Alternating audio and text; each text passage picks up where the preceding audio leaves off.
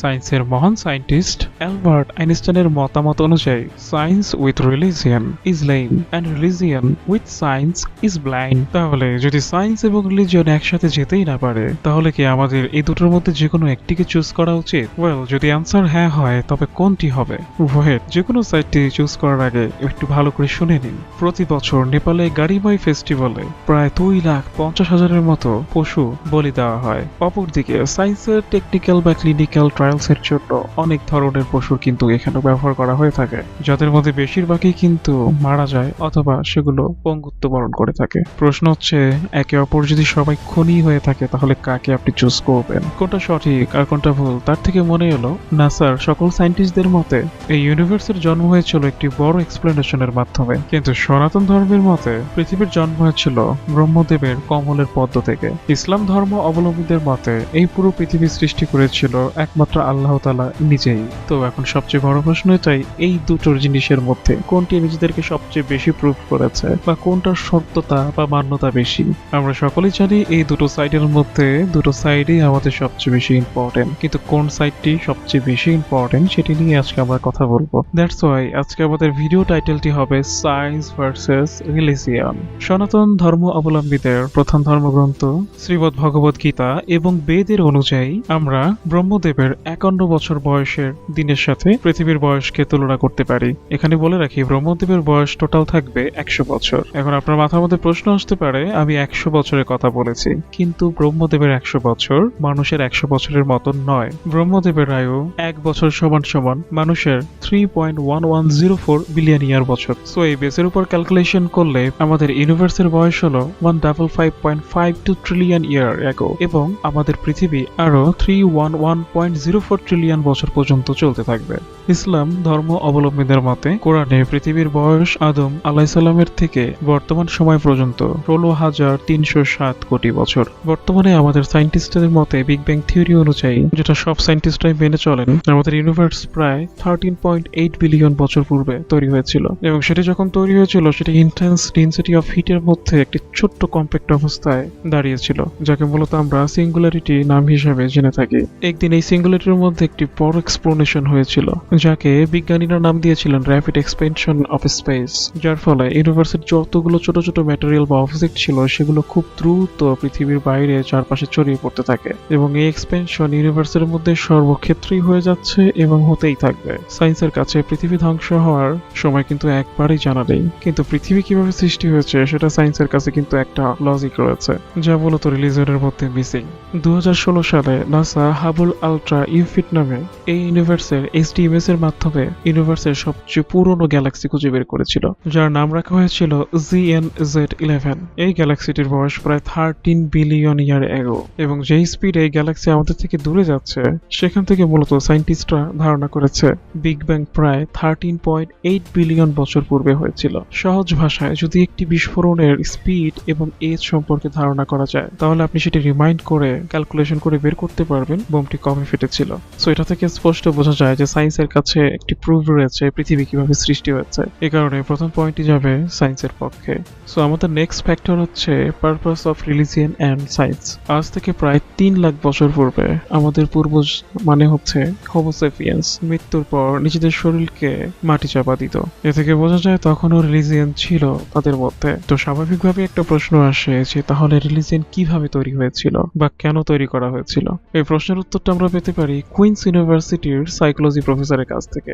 আমাদের পূর্বজ বংশধররা যখন গ্রুপ বানিয়ে থাকতে শুরু করেছিল, কোনো ঝামেলা ছাড়া যেন তারা একসাথে কাজ করতে পারে, সেই জন্যই মূলত তারা কিছু রুলস এবং রেগুলেশন তৈরি করেছিল, যেটা বর্তমান সময়ে এসে রিলিজিয়নে পরিণত হয়েছে। উদাহরণস্বরূপ সনাতন ধর্মে রামায়ণ এবং মহাভারত কিছু পৌরাণিক গ্রন্থ রয়েছে, সেখানে মূলত প্রেম, সাহস, ঘৃণা, ভালোবাসা, বিভিন্ন রকমের ইমোশন সম্পর্কে বলা হয়েছে, যা থেকে বোঝা যায় রিলিজিয়ন মূলত সোশ্যালাইজেশন এবং হারমোনি ক্রিয়েট করার জন্য তৈরি করা হয়েছিল। এখন আবার প্রশ্ন হচ্ছে, সায়েন্স কি রিলিজিয়নের মতন কোনো ধরনের গুণ সম্পন্ন করে থাকে? ওয়েল, ফ্র্যাঙ্কলি স্পিকিং, কখনোই না। সায়েন্সের সর্বপ্রথম সূচনা হয় ইজিপশনের এসেন্ট এবং মেসোপটেমিয়া থেকে, যা মূলত 3000 থেকে 1200 BC সাল পূর্বে তৈরি হয়েছিল। মূলত তখন নেচারের কিছু ইরেগুলেটরি সঠিক করার জন্য সায়েন্স একরকম ব্রিজ হিসাবে কাজ করেছিল, যা হিউম্যান এবং নেচারকে একসাথে একত্রিত করছিল। আপনি এটাও বলতে পারেন সায়েন্স মূলত নেচার নেচারের কারণেই মানুষের মস্তিষ্কের মধ্যে জায়গা পেতেছিল।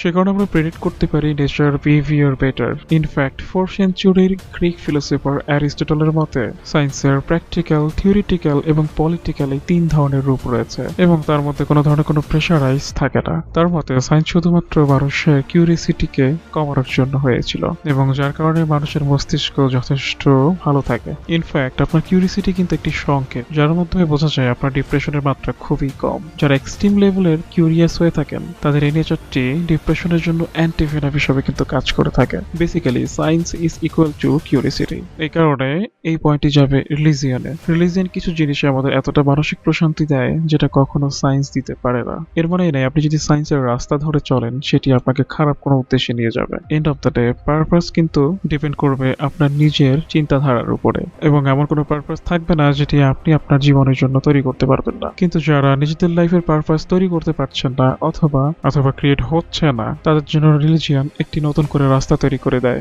এবং এই কারণে রিলিজিয়নকে একটি পয়েন্ট অবশ্যই দেওয়া উচিত। Positive impact of science and religion. এই পৃথিবীতে এমন অনেক রিলিজিয়ন আছে যা নেচারকে আপনার সাথে অ্যাডজাস্ট করবে। উদাহরণস্বরূপ সনাতন ধর্ম অবলম্বীদের মতে 33 মিলিয়ন গড রয়েছে তাদের এবং তাদের সকলের সাথে একটি করে অ্যানিমাল কিন্তু অবশ্যই রয়েছে বাহন হিসাবে। লাইক গণপতি বাপ্পার সাথে ইঁদুর, ইন্দ্রের সাথে রয়েছে হাতি।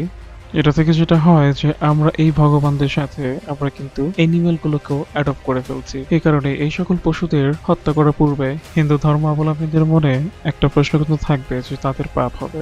হতে পারে সে সময় এই জিনিসগুলো খুব কমন ছিল কিন্তু সেই সময় আর বর্তমান সময়ের মধ্যে অনেক পার্থক্য আছে। বর্তমানে টেকনোলজি যেভাবে অগ্রসর হচ্ছে সেই সাথে মানুষেরও কিন্তু পুরনো ধারণাকে পরিবর্তন করা খুবই জরুরি এবং এই ক্ষেত্রে অবশ্যই রিলিজিয়ন হেরে যাবে। কারণ রিলিজিয়ন কখনোই তাদের নিজেদেরকে পরিবর্তন করতে চায় না। তাতে যদি কোনো মানুষের মৃত্যু হয়ে যায় তবুও নয়। এর সবচেয়ে বড় উদাহরণ হলো দ্য গ্রেট সায়েন্টিস্ট গ্যালিলিও। 1632 সালের সময় গ্যালিলিও একটি বই প্রকাশ করেছিলেন। সূর্য পৃথিবীর চারপাশে নয় বরং পৃথিবী সূর্যের চারপাশে ঘুরছে, কিন্তু সেই সময়কার চার্চের মানুষজনের এটা কিন্তু হজম হয়নি। বাইবেলের মতে আর্থ ইউনিভার্সের সেন্টার এবং পাশের সকল গ্রহগুলো কিন্তু এই পৃথিবীর চারপাশেই ঘোরে। বাইবেলের মতামত অনুযায়ী তখনকার মানুষ জিওসেন্ট্রিজমের মতামতটি কিন্তু অনুসরণ করত। এই কারণে গ্যালিলিওর ধর্মবিরোধী এই মতামতটি তখন তাদের পছন্দ হয়নি। তখন চার্চ তার উপরে হিউম্যান স্পেসি অফ হেরেসি নামে সাজা শুনিয়েছিল এবং তাকে সারা জীবনের জন্য গৃহবন্দী করা হয়েছিল। এটা থেকে বোঝা যায় সায়েন্স কখনো এত নির্দয় ছিল না যেটা রিলিজিয়নের মধ্যে ছিল। সায়েন্সের মধ্যে সাদা কালো, ধনী অথবা গরিব, নর্মাল অথবা ডিসেবল, উঁচু জাত এবং নিচু জাত এমন কোনো কিছুই নেই। সায়েন্সের লজিক একদম সিম্পল। যতক্ষণ পর্যন্ত তোমার কাছে থিওরিটিক্যালি অথবা ম্যাথমেটিক্যালি লজিক রয়েছে তুমি সেটা প্রমাণ করতে পারবে, ততক্ষণ পর্যন্ত সায়েন্স সেটা তোমাকে অ্যাপ্রুভ করবে। ইনফ্যাক্ট সায়েন্টিফিক কোশ্চেন গুলো এইভাবেই তৈরি করা হয়। যদি এভিডেন্সের মাধ্যমে সেটা প্রমাণ হয় তাহলে সেটা ঠিক আছে, যদি সেটা প্রমাণ না হয় তাহলে সেটাকে রিফ্রেম করে আবার টেস্টের জন্য অনুমতি দেওয়া হয়। সায়েন্স সময়ের সাথে সাথে ইভলভ হতে থাকে কিন্তু রিলিজিয়ন হয় না। এই পয়েন্টই পাবে সায়েন্স, কারণ সায়েন্স মূলত এক্সপেরিমেন্ট, রিসার্চ, ইনোভেশন বা ইনভেনশনের মাধ্যমে বই লিখে থাকে। যেমন আপনি যদি আউটডেটেড সিলেবাস পড়ে কোনো ইন্টারভিউ দিতে চান অবভিয়াসলি আপনি ফেল হয়ে যাবেন। কিন্তু প্রশ্ন হলো সায়েন্স কি সবসময় এইরকম উজ্জ্বলভাবেই ছিল? Well frankly no. সায়েন্সের বইয়ের মধ্যেও কিছু কালো অধ্যায় রয়েছে। সায়েন্স তাদের এক্সপেরিমেন্ট প্রুফ করার জন্য বিভিন্ন ধরনের এক্সপেরিমেন্ট করে থাকে যাতে প্রতি বছর 100 মিলিয়নের বেশি পশু পাখি মারা যায়। এদের মধ্যে রয়েছে mouse, frog, dog, cats, rabbits, guinea pig, কেভ, monkeys, other birds etcetera etcetera, যা বায়োলজি লেসন এবং মেডিকেল ট্রায়ালস এর জন্য মেরে ফেলা হয়। তাহলে সেটাকে রিলিজিয়নের মতন যেভাবে বলি দেওয়া হয় সেটি নয়, যেখানে আমরা নিজেদের জন্য কথা না বলা প্রাণীগুলোকে মেরে ফেলছি।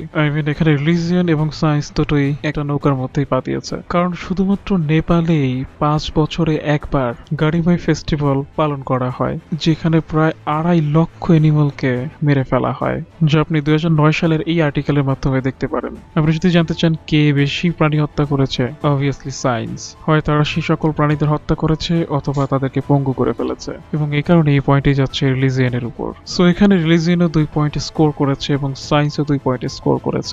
তো প্রশ্ন হলো জিতেছে কে? সো রিলিজিয়নে যদি কোনো জানোয়ারকে বা কোনো পশুকে বলি দেওয়া হয় সেটা কিন্তু কোনো মান্নাতের কারণে করা হয়ে থাকে, অ্যাকচুয়ালি যেটার কোনো পারপাসই নেই। অপরদিকে যদি ক্লিনিক্যাল কোনো ট্রায়ালসে কোনো একটি পশু শিশুর মৃত্যু হয় তাতে হাজারো জান কিন্তু বাঁচানো সম্ভব হয়ে থাকে। এই কারণে সায়েন্সকে আপনি বলতে পারেন কোনো ক্রুয়েলিটি যদি করা হয়ে থাকে সেটা পজিটিভ কোনো পারপাসের জন্য হয়, কিন্তু এটাকে আমরা সঠিক বলতে পারি না, কারণ আমরা নিজেদের জন্য অন্য কোনো প্রাণীদের হত্যা করতে পারি না। আমাদের এমন একটি রাস্তা বের করতে হবে যেখানে এই সকল প্রাণীদের জানও যাবে না এবং ট্রায়ালসও সম্পূর্ণ করা যাবে, এবং আজকের সায়েন্টিফিক কমিউনিটিগুলো এটার জন্যই রিসার্চ করে যাচ্ছে।